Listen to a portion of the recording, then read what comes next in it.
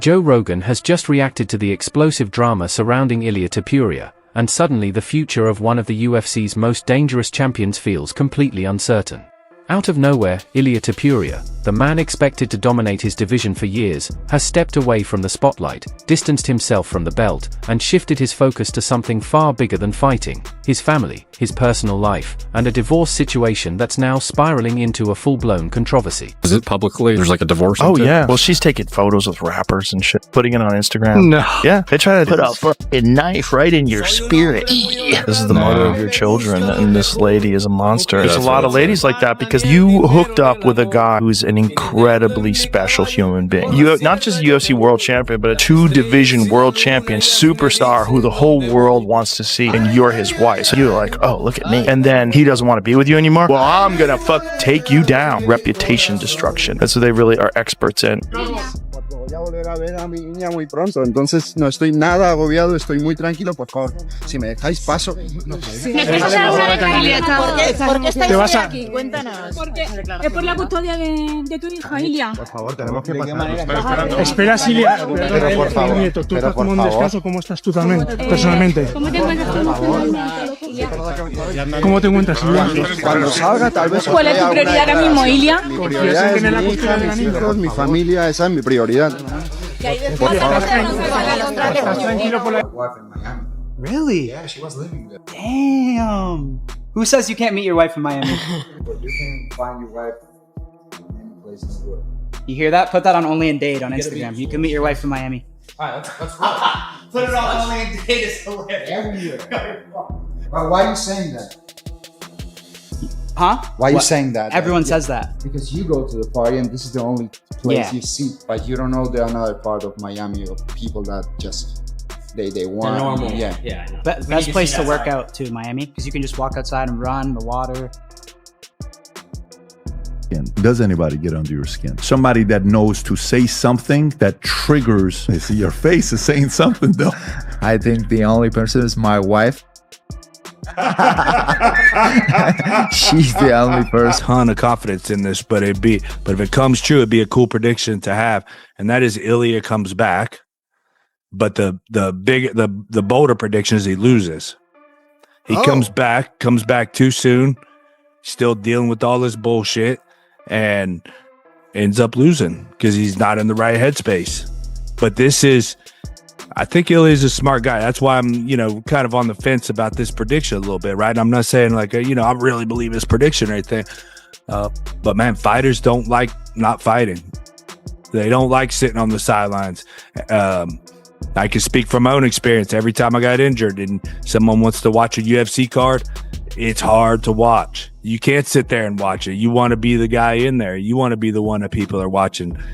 And I think he's going to have that. He's healthy. He's not, it's obviously he's dealing with some pretty heavy shit, but he's healthy. He wants to come back and compete and fight.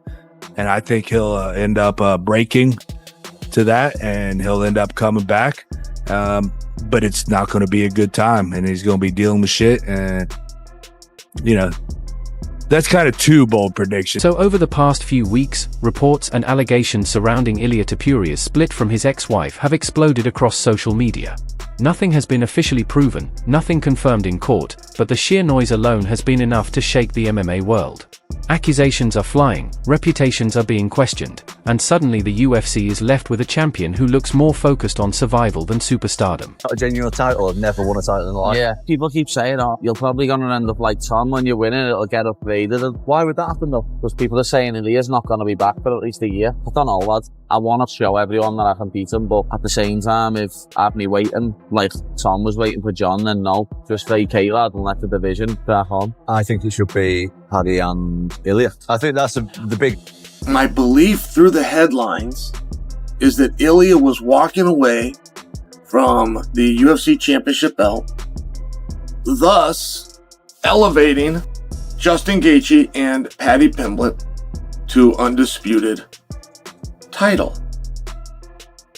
Now, once I dug into this, I can't quite recall why I thought it in the first place.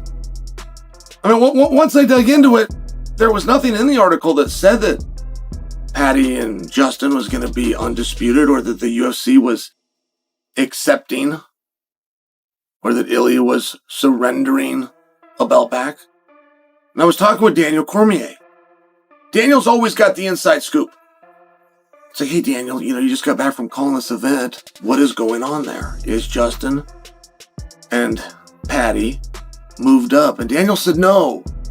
He said that essentially in all of these articles and all of these news waves that have now just come out on Ilia Topuria, it's repackaging what we already knew. It was Ilia coming in front of this thing and saying, hey, I'm dealing with some big stresses in my personal life, and one of the great concerns that I have is that there's going to be a claim made against me for domestic violence, and I'm sitting here and I'm just waiting for this shoe to drop. And until it does, and until I can deal with that, try to work my own personal things back into order, I won't be competing.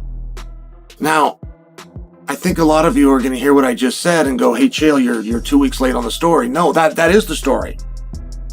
The story is that this made headlines for something that we were already told a couple of weeks ago, and there is no escalation from that, meaning Ilia Topuria is not vanquishing or having stripped from him. And that's why this situation feels different. Ilia Topuria didn't just go quiet. He didn't play the PR game. He didn't rush out a statement. Instead, he effectively put the belt on pause, making it clear that fighting can wait, because real life can't. Joe Rogan reportedly reacted by highlighting just how brutal it is when fighters are forced to juggle public pressure, legal stress, and personal chaos all at once. This isn't trash talk. This isn't hype. This is real life colliding with elite competition. I try to mix it up and polish everything that I have been able to learn. Everything that worked for me in wrestling and boxing. I want to develop all the time my knowledge. I want to get better all the time. And I can get better if I only go and train MMA. I need to learn new techniques like in BJJ. You never end up learning. One thing is what you know, and the other is... Next for Ilia. Who should be next for Ilia? 55 has always been so cloudy at the top. Maybe Gaethje. I think him going to 170 to fight Islam, if Islam wins, is a stretch. Islam's big, man. I've never seen Ilia in person, but he seems smaller. I know obviously he can knock anyone out. I do think if they fight, Ilia can knock anybody out from 45 to 170. He has the skills, the power, the technique, and but we've just never seen him in there with somebody that big and somebody with that caliber of wrestling. But I think he should defend the 55 title a few times before that's talked about. When Patty or something happened with you guys, right? Yeah. What was that all about? I saw the video. He said some stupid shit about Georgia, about my country. He said something like, now I understand why Russia is throwing bombs to Georgia. And like, bro, you never live in a situation where your country had a war. I lived there in 2008. Don't joke with that. He said that on Twitter. And then you went and you guys were at the same event and you ran into each other? I saw him and I went after him like boom. And it wasn't promotional. English, yeah? Hey. Speak English. You want to talk to me like the man to man? You said something about me. I went to your country. I slap your face. I get at the wasting win. I walk like a king in your street. Are you talking English? What you did? What you Is that did, English? Man? Yeah, of course I do. Speak English for the people. Shut up. Not German or Spanish like you're from. I'm talking in English and fuck you in English. Y que te follen en español. Yeah, Espanol because you're Spanish. Yeah. You pretend to be Georgian when you're not. You were born in Germany and you live in Spain. Try to do it you were born in Germany and you live in Spain. You're a little mongrel. Shut up. That's what you are. You're a little mongrel. Shut up. If not, I'm going to stand up and I'm going to crush your face right here. Do it then, you little fart. You have another question? Do it. Do it then, you little What? Do it. Do it. Come on, do something then. Do something, stand up. What'll you do? You'll do nothing. You'll do nothing, you little fart. Go and sit back down. Sit back down, you little puta.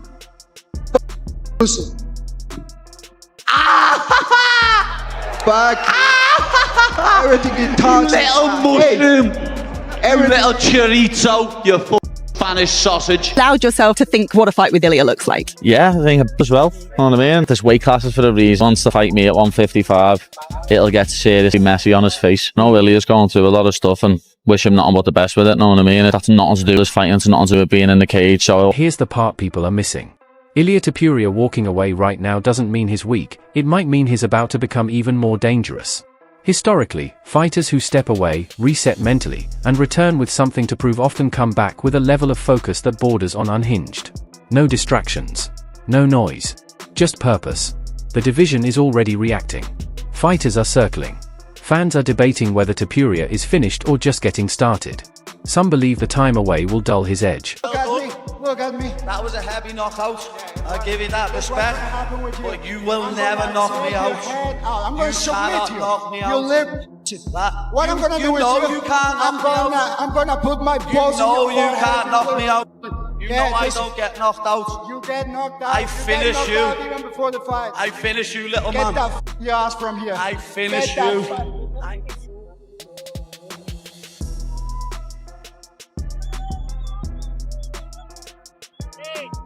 Patty, what kind of a chance do you give Patty if he gets that Ilia Topuria fight? Patty is better than most will give him credit for. His octagon presence was on point. He knew where he needed to be. He was completely okay with getting taken down that first round. He kept great distance, kept me off with the kicks. Topuria being a little bit shorter than me, but great punching power. I think Patty would have a good chance to keep it past a round or two because he's not going to engage as much as Oliveira did. But ultimately, it's definitely a mismatch. And that's just because we're talking Ilia Topuria. I think Ilia Topuria is easily the most talented guy, not just in our division, but I think in the entire sport. What about Ilia? Because he's moving up to 155, right? Yeah, always.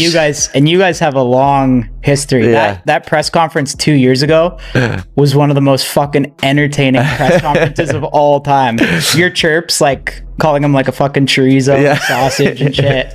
That's what he should have changed his name to. That's funny. He's changed his nickname to a shit nickname, hasn't he? Like Legend or something. Yeah. Should have changed it to El Chorizo. Would have been well funnier. What do you make of his like involvement? Because that was a long time ago, and now he's kind of fucking leveled up like yeah, crazy, he has. right? But we always knew he was a good fighter. Know what I mean? Like that's sort of what pisses me off about him. Even though I hate him and I think he's a bellend, like I wouldn't lie and say he's a shit fighter because he's not. But that's what he says about me, and it made me laugh when he said, "What did he say? He called me fat." That's like, lad, you can't make your weight division anymore that you are champion of, and you're trying to call me fat. He's a midget, lad. He's tiny. He's smaller than Michael Chandler. You'll see what I do to Michael Chandler next Saturday night when I dismantle him, and it'll be a very similar game plan to beat Ilia. He's small. He walks forward, swinging shots.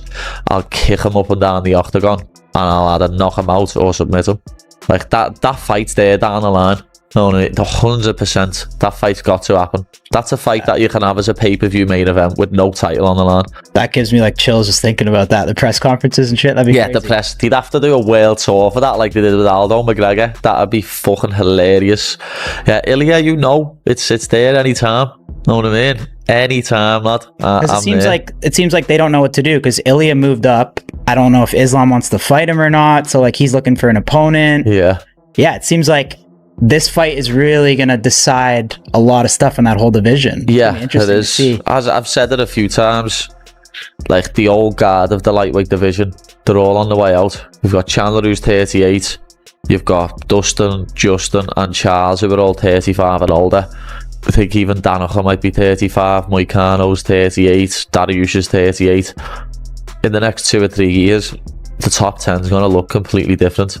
The only person in the top 10 I can think of who's under 35 is Arman Sarukian. He's just a little posh boy who's had everything handed to him on a silver platter by his dad. Do you think he actually got injured or no? Or what do you think happened? No, he's a little bitch ass. That's what you are, Arman. Little boy. I was confused too because we had him on the pod that week too, and then I don't know, he was doing videos too with Nina drama. He was like wrestling and shit. Yeah. And then he was doing them videos where he flips forward on his neck. Right. And then he's saying that he's got a bad back. Dana said, didn't he? It was like Dana shot him down in that interview. I was like, whoa, that's heavy, that. You don't want the boss saying that about you. But because he got asked, didn't he, is Arman still number one? Right. And he was like, no. Others believe heartbreak, pressure, and chaos are exactly the ingredients that forge legends. And let's be honest, when Ilia Topuria comes back, this won't be the same man. He won't be fighting for hype. He won't be fighting for approval. He'll be fighting with something deeply personal behind every punch. Was that B-roll and footage exists every bit as much as Masvidal and Leon exist, Ilia and Paddy exist. But how do we get there? One thing that Paddy said about his career, he said, fight Gaethje and then I'll go deal with Charles. But he had a different idea if Ilia won. If Ilia wins and that's the big grudge match, move Gaethje out of the side, he's ready for the title right now. Paddy Pimblett did come in the cage tonight. There's Arman Tsarukyan, there's Justin Gaethje. Is that the fight that you want more than anything else? Yes, that's the fight that I want. With Charles, I had a little bit difficult situation because I really like the guy. He's an amazing human being. But at the end, I was like, this is competition. I have to do my job. But with Paddy, I'm really gonna enjoy it, kicking his ass. I want that blonde, that Paddy. People mention me to stay relevant, lad, so I don't care. I was walking in the hotel and I saw him. I threw the bottle to his face. I gave him my proper right hand. Speak English for the people. Shut up. You're in English, you get the in Espanol. You little ass. Go and sit back down. He's not ranked. He has just a one fight in the UFC. He's nobody.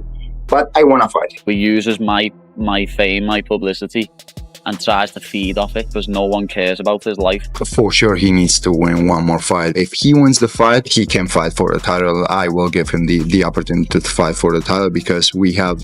Fucking magic. You're a little... Shut up. If not, I'm going to stand up and I'm going to crash your face right here.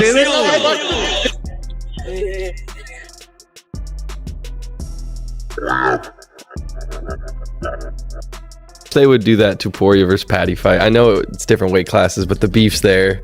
I mean, just the levels are they're just so different. Yeah. And the UFC knows that. They're not feel stupid. like Paddy literally is way bigger than Ilia. I'm not saying he'd win or lose. I'm just saying it's crazy to think they're only one weight class difference, but he's way bigger. Yeah, but if you saw Paddy on weight, close to weight, you'd be like, oh, he's not that huge.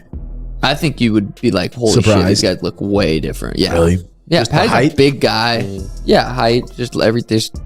Like me and Schmitty stand next to each other. Way bigger than them.